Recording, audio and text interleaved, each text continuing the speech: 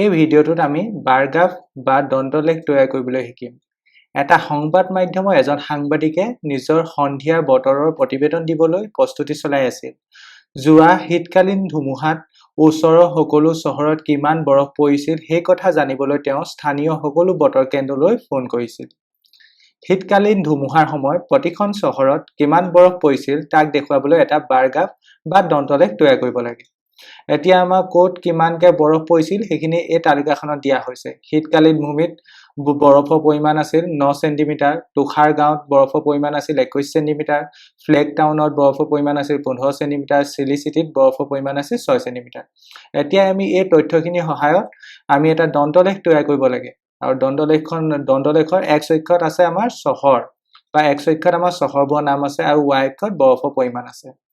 এতিয়া চোৱাচোন শীতকালীন ভূমিত বৰফৰ পৰিমাণ কিমান 9 সেন্টিমিটাৰ। তেন্তে আমি শীতকালীন ভূমিত এই দন্তলেখডাল ক'লৈ লৈ যাব লাগিব 9 সেন্টিমিটাৰলৈ লৈ যাব লাগিব।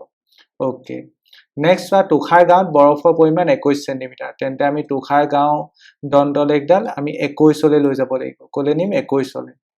ওকে, নেক্সট ফ্লেগ টাউনত বৰফৰ পৰিমাণ 15 সেন্টিমিটাৰ। তেন্তে ফ্লেগ টাউনৰ আমাৰ দন্তলেখডাল 15 সেন্টিমিটাৰলৈ লৈ যাম।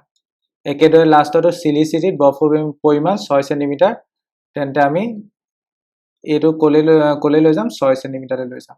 এতিয়া আমি এই ডাটাখিনিৰ সহায়ত এটা বাৰগ্ৰাফ বা দন্তলেখ তৈয়াৰ কৰিব পাৰিলোঁ। আৰু সেই দন্তলেখ এইটো। এতিয়া এইটো হৈছে নে নাই হোৱা তুমি পৰীক্ষা কৰি চাব পাৰা। তাৰ বাবে আহাচোন আমি পৰীক্ষা কৰি চাওঁ। হৈছে, এইটো আমাৰ বাবে সম্পূৰ্ণ শুদ্ধ উত্তৰ।